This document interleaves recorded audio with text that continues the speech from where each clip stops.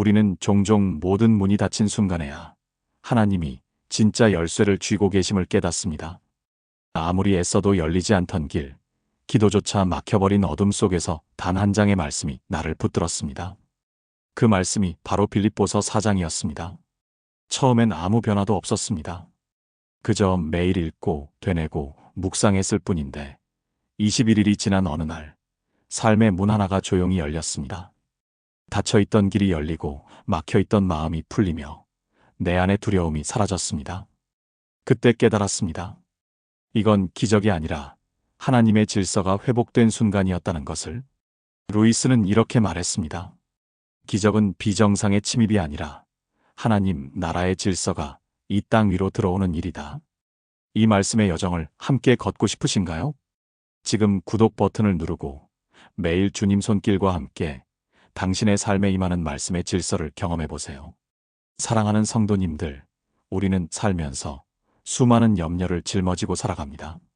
자녀의 미래에 대한 걱정, 건강에 대한 불안, 경제적인 어려움, 관계의 상처들이 우리의 어깨를 짓누릅니다. 특히 밤이 되면 그 염려는 더욱 커져서 잠을 이루지 못하게 만듭니다. 천장을 바라보며 이런저런 걱정을 하다가 새벽이 되어버린 경험 있으시지 않습니까?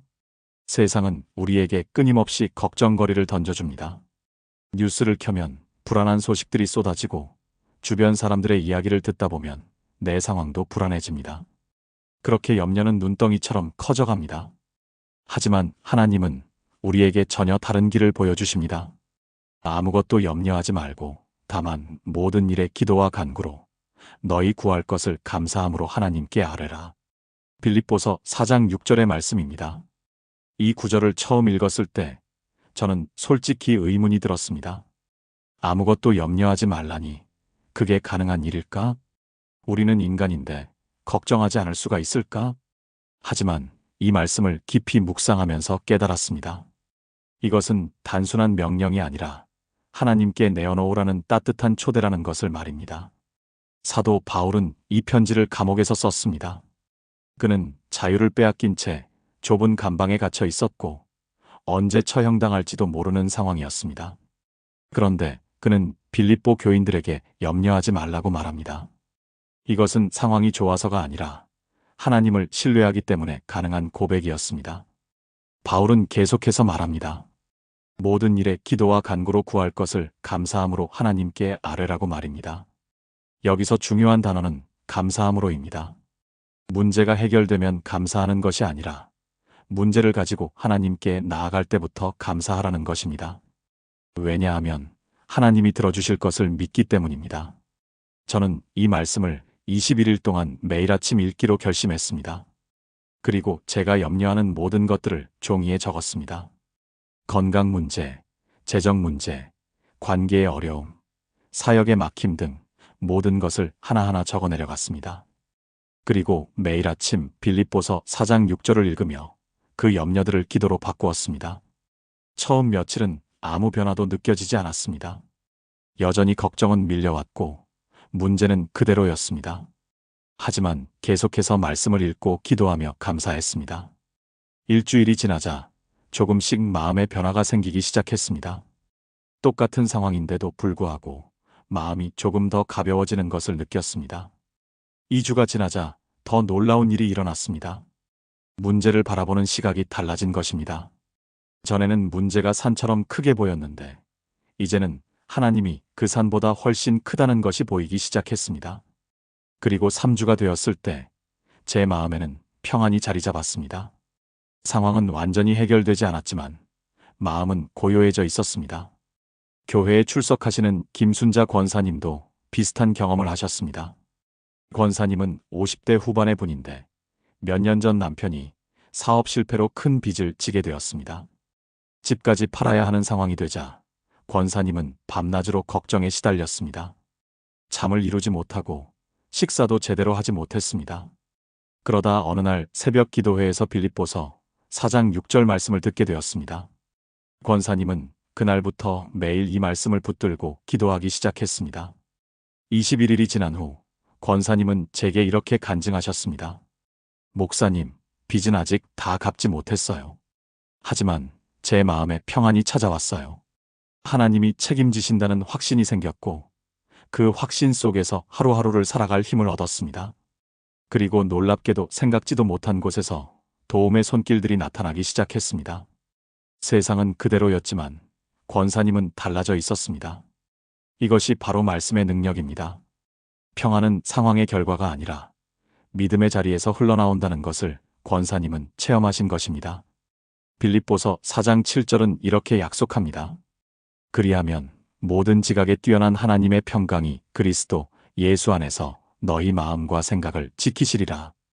여기서 모든 지각에 뛰어난이라는 표현이 중요합니다. 이것은 우리가 이해할 수 없는 평안이라는 뜻입니다. 상황으로는 평안할 수 없는데도 평안한 것, 이것이 하나님이 주시는 초자연적인 평강입니다. 이 평강은 우리의 마음과 생각을 지켜줍니다. 염려가 침투하지 못하도록, 두려움이 자리 잡지 못하도록 보호해 주시는 것입니다. 사랑하는 성도님들, 지금 어떤 염려가 여러분을 짓누르고 있습니까? 그 염려를 하나님께 내어드리시기 바랍니다. 아무것도 염려하지 말고 기도와 간구로 감사함으로 하나님께 아뢰십시오.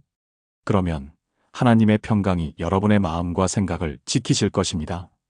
믿음의 가족 여러분, 우리 인생에는 때때로 모든 길이 막혀버린 것 같은 순간들이 찾아옵니다. 아무리 노력해도 앞으로 나아갈 수 없고 모든 문이 굳게 닫혀 있는 것처럼 느껴집니다. 기도해도 응답이 없는 것 같고 하나님이 침묵하시는 것만 같습니다. 저도 그런 시기를 겪었습니다. 몇 년 전 제가 담임하던 교회에서 중요한 사역을 추진하려고 했습니다. 하지만 모든 것이 막혔습니다. 필요한 재정이 모이지 않았고 협력해 주기로 했던 분들이 하나둘씩 빠져나갔습니다. 행정적인 절차도 계속 지연되었습니다. 저는 이것이 하나님의 뜻인지 아니면 제 욕심인지 혼란스러웠습니다. 기도하면서도 확신이 서지 않았고 밤마다 고민에 잠 못 이루었습니다. 그때 빌립보서 4장 말씀이 제게 다가왔습니다. 내가 궁핍함으로 말하는 것이 아니니라. 어떠한 형편에든지 나는 자족하기를 배웠노라. 빌립보서 4장 11절의 말씀입니다. 바울은 자족하기를 배웠다고 고백합니다. 이것은 현재의 상황에 만족하며 하나님을 신뢰한다는 뜻입니다. 바울 역시 수많은 막힘을 경험했습니다. 그는 복음을 전하려 갔던 곳마다 핍박을 받았고 감옥에 갇히기도 했습니다. 계획했던 선교 여행이 무산되기도 했고 동역자들이 떠나가기도 했습니다. 하지만 그는 깨달았습니다. 하나님의 계획은 우리의 계획보다 크고 높다는 것을 말입니다. 우리가 보기에는 막힌 것 같지만 하나님은 더 좋은 길을 예비하고 계신다는 것을 믿었습니다. 저는 이 말씀을 21일 동안 묵상하며 기도했습니다. 하나님, 제 계획을 내려놓습니다. 주님의 뜻대로 인도해 주세요. 만약 이 일이 주님의 뜻이 아니라면 포기하겠습니다. 하지만 주님의 뜻이라면 주님의 때에 이루어 주세요. 그렇게 기도하며 손을 놓았습니다. 그런데 놀라운 일이 일어났습니다. 제가 손을 놓자 하나님이 일하기 시작하신 것입니다. 3주가 지난 어느 날 전혀 예상하지 못했던 곳에서 재정 후원 약속이 들어왔습니다. 그것도 필요한 금액의 2배가 넘는 금액이었습니다. 그리고 떠났던 동역자들 대신 더 열정적이고 능력 있는 분들이 함께하겠다고 나서주셨습니다. 행정 절차도 갑자기 술술 풀리기 시작했습니다. 담당 공무원이 바뀌면서 모든 것이 빠르게 진행되었습니다. 저는 그때 깨달았습니다. 기도가 멈춘 곳에서 하나님은 일하고 계셨다는 것을 말입니다.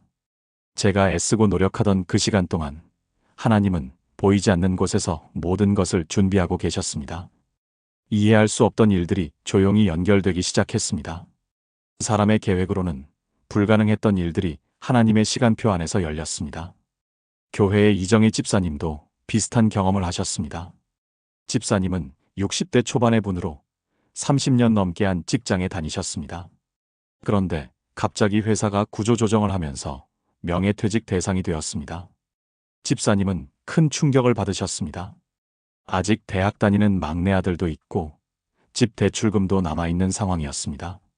무엇보다 30년 넘게 몸담았던 직장을 떠난다는 것 자체가 막막했습니다. 재취업도 나이 때문에 쉽지 않을 것 같았습니다. 집사님은 매일 빌립보서 4장을 읽으며 기도하셨습니다. 하나님, 길이 보이지 않습니다. 하지만 주님을 신뢰합니다. 주님이 길을 열어주실 것을 믿습니다. 21일째 되던 날, 집사님께 한 통의 전화가 걸려왔습니다. 10년 전에 함께 일했던 동료가 창업한 회사에서 임원으로 와달라는 제안이었습니다. 연봉은 이전보다 더 높았고 출퇴근 시간도 자율적이었습니다. 무엇보다 집사님의 경험과 능력을 인정받는 자리였습니다. 집사님은 눈물을 흘리며 감사 기도를 드렸습니다. 그제야 알았습니다. 하나님은 제가 멈춘 그 자리에서 이미 길을 열고 계셨다는 사실을 말입니다. 우리가 보기에는 닫힌 것 같은 문도 하나님이 보시기에는 더 좋은 문을 열기 위한 과정일 수 있습니다. 빌립보서 4장 19절은 이렇게 약속합니다. 나의 하나님이 그리스도 예수 안에서 그 영광의 풍성한 대로 너희 모든 쓸 것을 채우시리라. 하나님은 우리의 필요를 아십니다.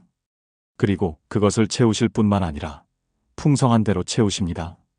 우리가 생각했던 것보다 더 좋은 것으로 더 완벽한 타이밍에 채워주십니다. 사랑하는 성도님들, 지금 어떤 길이 막혀 있습니까? 어떤 문이 굳게 닫혀 있습니까? 낙심하지 마십시오. 하나님은 보이지 않는 곳에서 이미 길을 예비하고 계십니다. 우리가 손을 놓고 하나님을 신뢰할 때 하나님이 일하실 공간이 생깁니다. 계속해서 기도하며 하나님의 때를 기다리십시오. 그러면 하나님의 완벽한 타이밍에 놀라운 길이 열릴 것입니다. 하나님의 자녀 여러분, 우리 마음 속에는 때때로 깊은 상처들이 자리 잡고 있습니다. 누군가에게 받은 배신, 이해받지 못한 고통, 부당하게 당한 일들이 마음 깊은 곳에 응어리로 남아 있습니다. 그리고 그 상처는 쉽게 치유되지 않습니다. 시간이 지나도 그 사람을 생각하면 여전히 마음이 아프고 분노가 일어납니다. 용서해야 한다는 것은 알지만 마음이 따라주지 않습니다. 저도 그런 경험이 있었습니다. 목회를 하면서 한 성도님으로부터 큰 상처를 받은 적이 있습니다. 제가 그분을 위해 많은 시간과 정성을 쏟았는데 그분은 교회를 떠나면서 저에 대한 좋지 않은 소문을 퍼뜨렸습니다. 사실이 아닌 내용들이었지만 그 소문은 빠르게 퍼졌고 저는 큰 상처를 받았습니다. 처음에는 억울함과 분노가 컸습니다. 기도하면서도 그분의 얼굴이 떠올랐고 예배 중에도 그 일이 생각났습니다. 용서하려고 노력했지만 마음이 쉽게 풀리지 않았습니다. 그때 빌립보서 4장 4절 말씀이 제 마음을 두드렸습니다. 주 안에서 항상 기뻐하라. 내가 다시 말하노니 기뻐하라. 이 말씀을 읽으면서 저는 생각했습니다. 어떻게 이런 상황에서 기뻐할 수 있을까? 이 상처를 안고 어떻게 기쁨을 누릴 수 있을까? 하지만 21일 동안 이 말씀을 묵상하면서 깨달았습니다. 여기서 말하는 기쁨은 감정이 아니라 결단이라는 것을 말입니다. 상황이 좋아서 기뻐하는 것이 아니라 주 안에서 기뻐하기로 결단하는 것입니다. 바울이 이 편지를 쓸 때도 그는 감옥에 있었습니다. 기쁠 이유가 전혀 없는 상황이었습니다. 하지만 그는 주 안에서 기뻐했습니다. 왜냐하면 그의 기쁨은 상황에서 오는 것이 아니라 주님으로부터 오는 것이기 때문입니다. 주님이 그의 상처를 덮어주셨고 주님이 그의 마음을 치유해 주셨기 때문에 그는 기뻐할 수 있었습니다. 저는 21일 동안 매일 이 말씀을 읽으며 기도했습니다. 주님, 저도 주 안에서 기뻐하기 원합니다. 이 상처를 주님께 맡기고 그분을 용서하기 원합니다. 제 힘으로는 할 수 없으니 주님이 도와주세요. 처음에는 말로만 용서한다고 했지만 마음은 여전히 아팠습니다. 하지만 계속해서 기도하고 말씀을 묵상했습니다. 2주쯤 지났을 때 조금씩 변화가 일어나기 시작했습니다.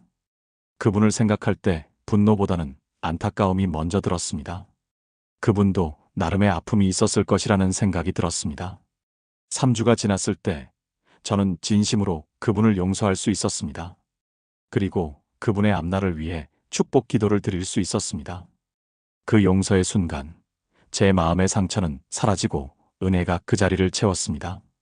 교회의 박미란 권사님도 비슷한 치유를 경험하셨습니다. 권사님은 70대 초반의 분으로 젊은 시절 시댁 식구들로부터 많은 상처를 받으셨습니다. 특히 시어머니와의 관계가 좋지 않았는데 권사님은 결혼 후 30년 넘게 그 상처를 안고 살아오셨습니다. 시어머니는 이미 돌아가셨지만 권사님의 마음속에는 여전히 그 상처가 남아 있었습니다. 명절만 되면 마음이 불편했고 시댁 제사 이야기만 나와도 마음이 어두워졌습니다. 권사님은 신앙생활을 오래 하셨지만 이 부분만큼은 용서가 되지 않았다고 고백하셨습니다.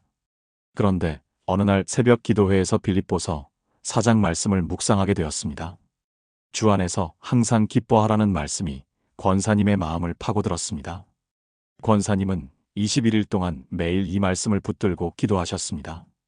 그리고 놀라운 변화가 일어났습니다.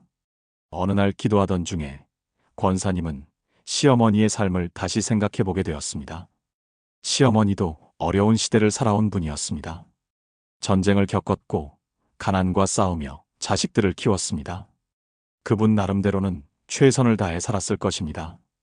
권사님은 그날 진심으로 시어머니를 용서하고 그분의 영혼을 위해 기도드렸습니다. 그 후로 권사님의 얼굴에는 평안이 가득했습니다. 하나님이 내 상처를 덮어주셨기에 나는 다른 이의 허물도 덮을 수 있었습니다. 이것이 바로 주 안에서 기뻐하는 삶입니다.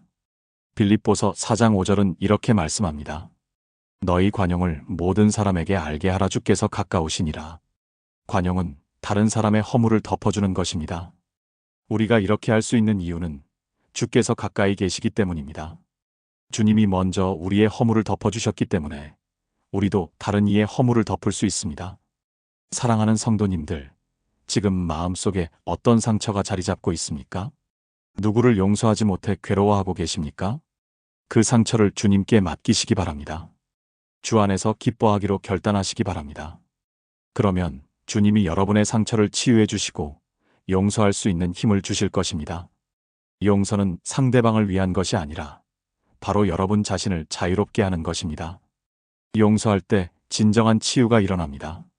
믿음의 동역자 여러분, 우리가 살아가면서 겪는 가장 현실적인 어려움 중 하나가 바로 경제적인 문제입니다. 아무리 믿음이 좋아도, 아무리 기도를 많이 해도 당장 필요한 돈이 없으면 막막합니다. 집세를 내야 하는데 돈이 없고 자녀 학비를 마련해야 하는데 방법이 보이지 않습니다. 병원비가 밀려 있고 빚 독촉 전화가 계속 걸려옵니다. 이런 상황에서 하나님을 신뢰한다는 것이 쉬운 일이 아닙니다. 저도 목회 초기에 그런 시간을 겪었습니다. 개척교회를 시작했을 때 교인이 많지 않아 헌금도 적었습니다. 제 생활비조차 제대로 나오지 않았고 아내와 어린 자녀들을 생각하면 마음이 무거웠습니다.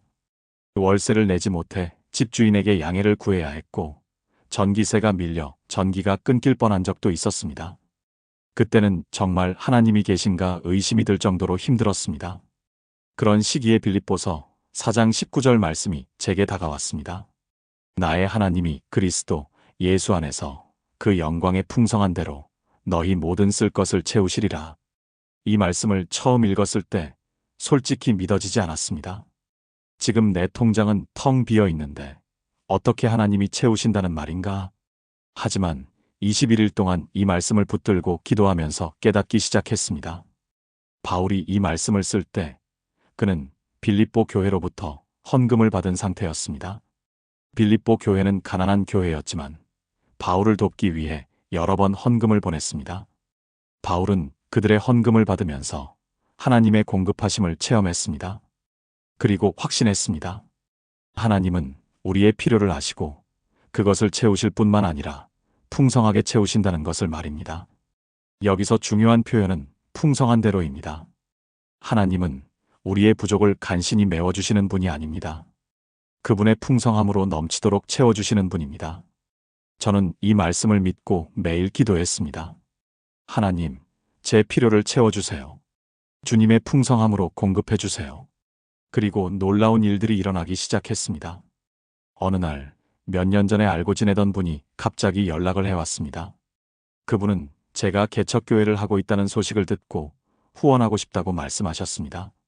그분이 보내주신 금액은 밀린 월세와 전기세를 모두 해결하고도 남는 금액이었습니다. 또 다른 날에는 교회에 처음 오신 분이 조용히 헌금을 드리고 가셨는데 그 금액이 딱 그달 필요했던 생활비였습니다. 이런 일들이 한두 번이 아니었습니다. 필요한 것이 있을 때마다 하나님은 정확한 타이밍에 공급해 주셨습니다.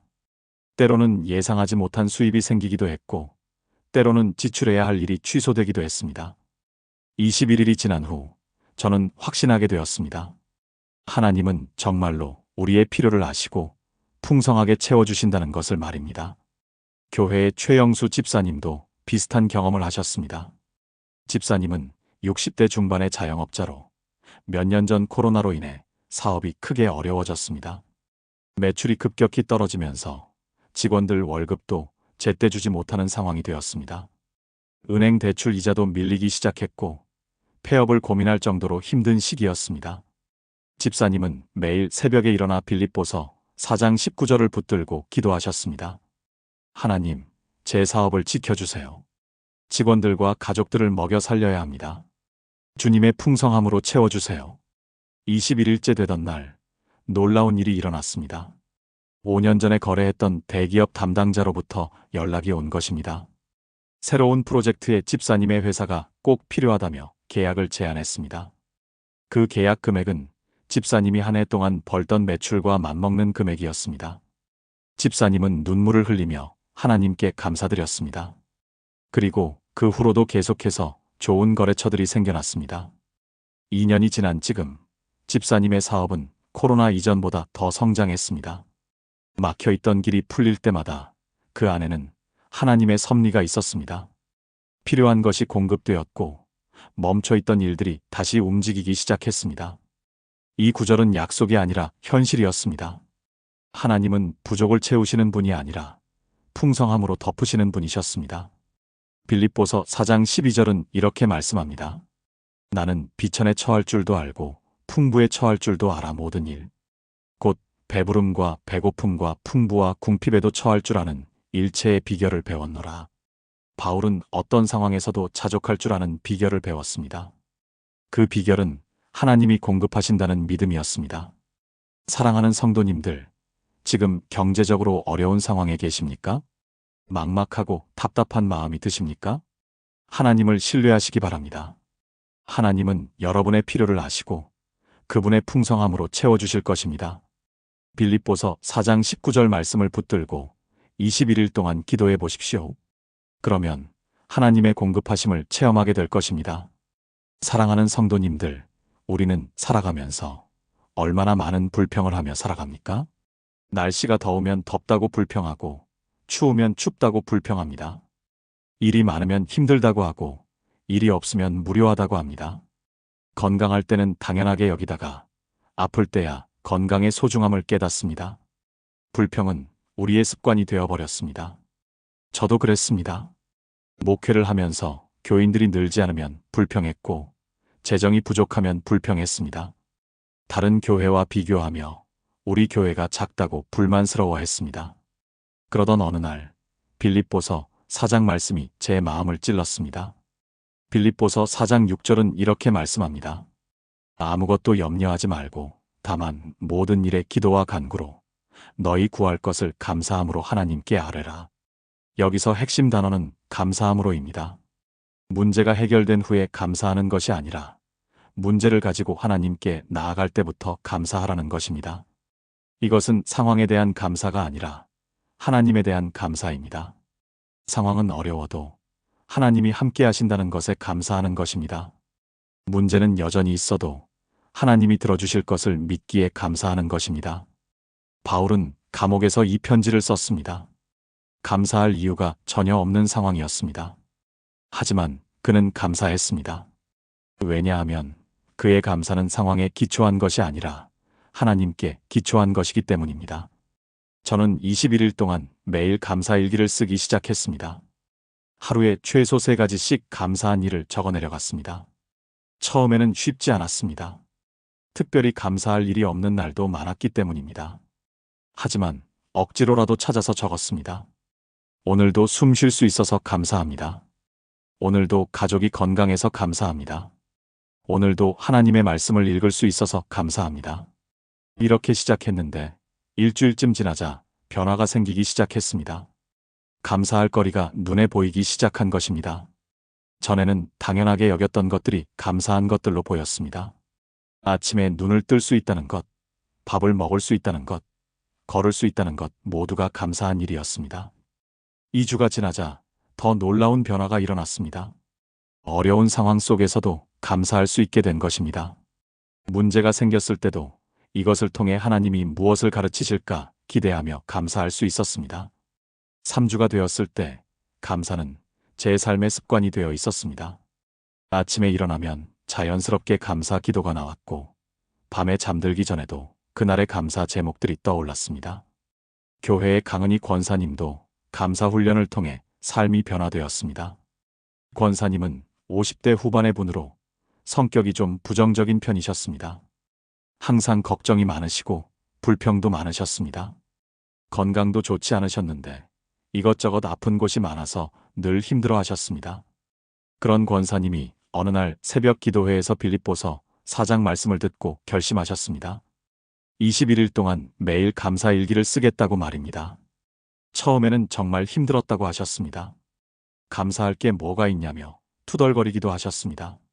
하지만 계속해서 억지로라도 감사 제목을 찾아 적으셨습니다. 그런데 신기한 일이 일어났습니다.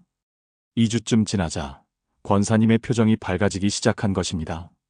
새벽 기도회에 오시면 웃으면서 인사하시고 다른 성도들에게도 긍정적인 말을 하셨습니다. 21일이 지난 후 권사님은 이렇게 간증하셨습니다. 목사님, 제 상황은 하나도 변하지 않았어요. 여전히 아픈 곳도 많고 경제적으로도 넉넉하지 않아요. 하지만 제 마음이 바뀌었어요.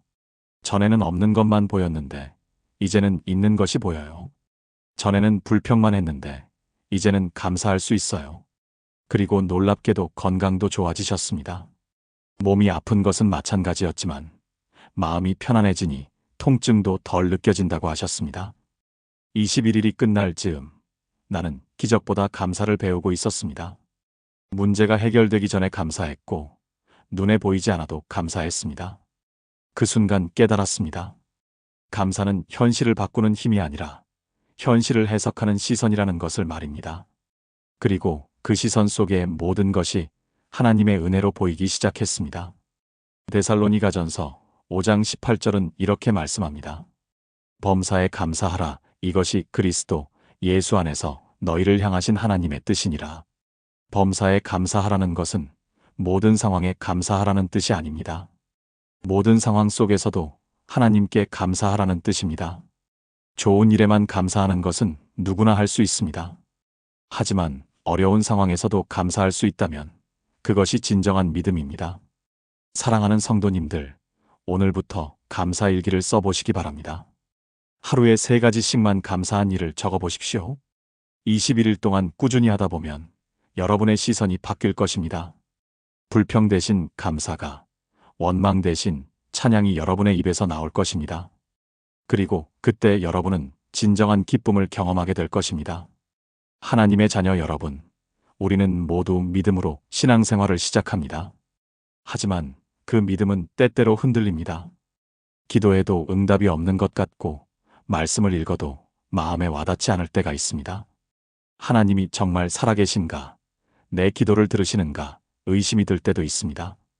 특히 힘든 시기를 오래 겪다 보면 믿음이 약해지고 흔들립니다. 저도 그런 시기가 있었습니다. 목회 초기, 교회가 성장하지 않고 정체되어 있을 때였습니다. 열심히 기도하고 말씀을 전했지만 교인은 늘지 않았고 오히려 떠나가는 사람들이 있었습니다.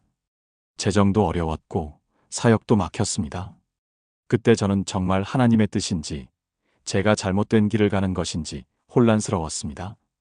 믿음이 흔들리고 확신이 서지 않았습니다. 그때 빌립보서 4장 13절 말씀이 제게 다가왔습니다. 내게 능력 주시는 자 안에서 내가 모든 것을 할 수 있느니라. 이 말씀은 제가 잘 알고 있던 구절이었습니다. 하지만 21일 동안 묵상하면서 새로운 의미를 발견했습니다. 여기서 핵심은 내게 능력 주시는 자 안에서입니다. 내 힘으로 하는 것이 아니라 하나님이 능력을 주셔서 하는 것입니다. 바울은 이 고백을 감옥에서 했습니다. 그는 자유를 잃었고 복음 전파도 제한당했습니다. 인간적으로 볼 때 그는 아무것도 할 수 없는 상황이었습니다. 하지만 그는 고백합니다. 내게 능력 주시는 자 안에서 내가 모든 것을 할 수 있다고 말입니다. 이것은 상황에 대한 고백이 아니라 하나님에 대한 확신의 고백이었습니다. 하나님이 함께 하시면 불가능한 일이 없다는 믿음이었습니다. 확신으로의 여정. 저는 21일 동안 이 말씀을 붙들고 기도했습니다. 하나님, 제 힘으로는 할 수 없습니다. 하지만 주님이 능력을 주시면 할 수 있습니다. 주님의 능력을 의지합니다. 처음에는 여전히 불안했습니다.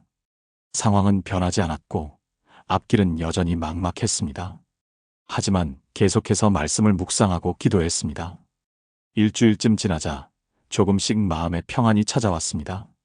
비록 보이지 않지만 하나님이 함께 하신다는 확신이 생기기 시작했습니다. 2주가 지나자 더 확실해졌습니다. 내가 하는 것이 아니라 하나님이 하신다는 것을 믿게 되었습니다. 내 능력으로 되는 것이 아니라 하나님의 능력으로 된다는 것을 알았습니다. 3주가 지났을 때 저는 완전한 확신을 갖게 되었습니다. 하나님이 부르신 길이라면 하나님이 책임지신다는 확신이었습니다.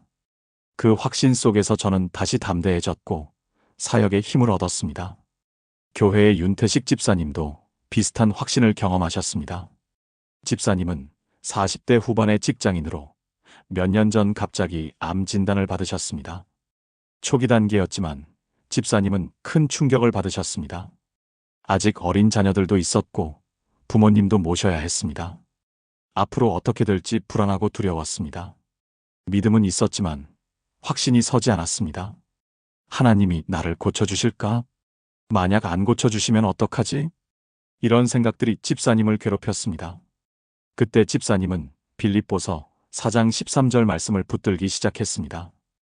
21일 동안 매일 이 말씀을 읽고 고백하셨습니다. 내게 능력 주시는 자 안에서 내가 모든 것을 할 수 있느니라. 처음에는 말로만 고백했지만 점점 마음으로 믿게 되었습니다. 하나님이 함께 하시면 이 병도 이길 수 있다는 확신이 생겼습니다. 설령 육체는 고쳐지지 않더라도 하나님의 능력 안에서 모든 것을 감당할 수 있다는 믿음이 생겼습니다. 그 확신 속에서 집사님은 담대하게 치료를 받으셨습니다. 수술도 받고 항암 치료도 받았는데 놀랍게도 회복이 빨랐습니다. 의사도 신기해할 정도로 빠르게 좋아지셨습니다. 지금은 완전히 완치되어 건강하게 신앙생활을 하고 계십니다. 집사님은 이렇게 간증하셨습니다. 병이 고쳐진 것도 감사하지만 더 감사한 것은 확신을 얻은 것입니다. 이제 어떤 어려움이 와도 두렵지 않습니다. 하나님이 함께 하시면 모든 것을 할 수 있다는 확신이 있기 때문입니다. 믿음이 확신으로 자랄 때 우리는 더 이상 흔들리지 않습니다. 상황이 어려워도 앞길이 보이지 않아도 확신 속에서 담대하게 나아갈 수 있습니다. 빌립보서 4장 1절은 이렇게 말씀합니다. 그러므로 나의 사랑하고 사모하는 형제들, 나의 기쁨이요 면류관인 사랑하는 자들아, 이와 같이 주 안에 서라. 주 안에 서라는 것은 흔들리지 말고 굳건히 서 있으라는 뜻입니다. 우리의 확신은 우리 자신에게 있는 것이 아니라 주님께 있습니다. 주님이 함께 하시기 때문에, 주님이 능력을 주시기 때문에 우리는 흔들리지 않을 수 있습니다. 사랑하는 성도님들, 지금 믿음이 흔들리고 있습니까? 확신이 서지 않아 불안합니까? 빌립보서 4장 13절 말씀을 붙들고 21일 동안 고백해 보십시오. 내게 능력 주시는 자 안에서 내가 모든 것을 할 수 있느니라. 이 말씀을 매일 읽고 매일 고백하고 매일 묵상하십시오. 그러면 여러분의 믿음이 확신으로 자라날 것입니다. 그리고 어떤 상황에서도 흔들리지 않는 믿음을 갖게 될 것입니다. 사랑하는 성도님들, 우리의 삶에는 때때로 모든 것이 무너진 것 같은 순간들이 찾아옵니다. 계획했던 일들이 어그러지고, 관계가 깨어지고, 건강이 무너지고, 마음이 무너집니다. 모든 것이 혼란스럽고, 어디서부터 다시 시작해야 할지 막막합니다. 삶의 질서가 무너진 것 같고, 회복할 수 있을지 의심스럽습니다. 하지만 하나님은 혼란 속에서도 질서를 회복하시는 분입니다. 저도 그런 시기를 겪었습니다. 몇 년 전 건강이 급격히 나빠진 적이 있습니다. 과로로 인해 몸이 무너졌고 입원 치료를 받아야 했습니다. 목회도 중단해야 했고 가족들도 걱정이 컸습니다. 그때 저는 모든 것이 무너지는 것 같았습니다. 이제 다시 목회를 할 수 있을까? 건강을 회복할 수 있을까? 가족들은 어떻게 될까?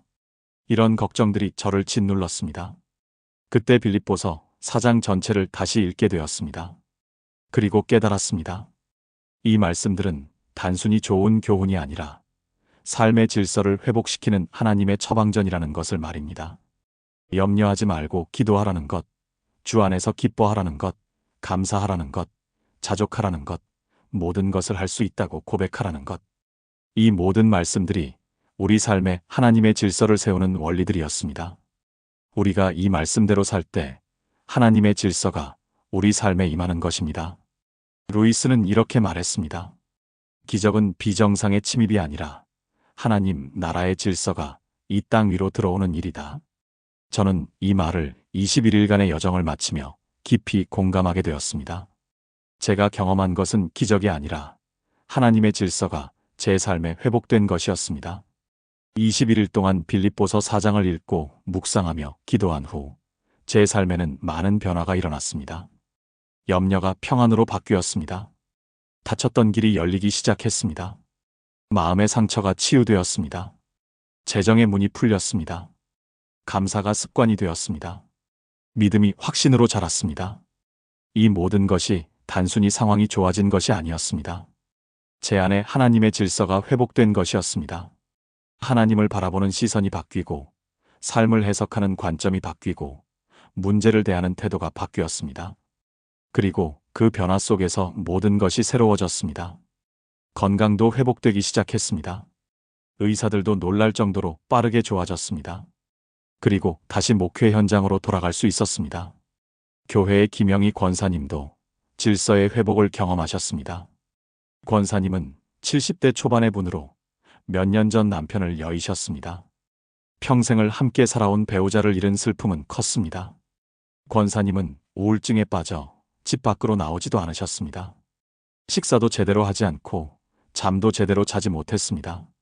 자녀들이 걱정할 정도로 건강도 나빠졌습니다. 모든 것이 무너진 것 같았습니다. 그런 권사님을 교회 권찰님들이 찾아가서 권면하셨습니다. 그리고 빌립보서 4장 말씀을 전해주셨습니다. 권사님은 처음에는 거부감이 있으셨지만 조금씩 말씀을 읽기 시작하셨습니다. 21일 동안 매일 빌립보서 4장을 읽으며 기도하셨습니다. 그러자 조금씩 변화가 일어나기 시작했습니다. 슬픔이 완전히 사라진 것은 아니지만 그 슬픔 속에서도 평안을 느낄 수 있었습니다. 하나님이 함께 하신다는 확신이 생겼고 남은 인생을 의미 있게 살아가고 싶다는 마음이 생겼습니다. 지금 권사님은 다시 교회에 나오셔서 봉사하고 계십니다. 같은 슬픔을 겪는 분들을 위로하고 격려하는 사역을 하고 계십니다. 권사님의 삶에 하나님의 질서가 회복된 것입니다. 루이스는 말했습니다. 하나님은 우리의 만족이 아니라 우리의 믿음을 원하신다. 그 말이 21일 후에 제 마음을 정확히 설명했습니다. 삶의 상황이 완전히 바뀐 것이 아니라 제가 하나님을 다시 바라보게 된 것, 그것이 진짜 기적이었습니다. 닫힌 문이 열리고 멈췄던 시간이 흐르며 무너진 마음이 일어서는 순간 저는 알았습니다. 하나님은 멀리 계신 분이 아니라 이미 제 안에서 일하고 계신 분이셨습니다. 빌립보서 4장 9절은 이렇게 약속합니다. 너희는 내게 배우고 받고 듣고 본 바를 행하라. 그리하면 평강의 하나님이 너희와 함께 계시리라.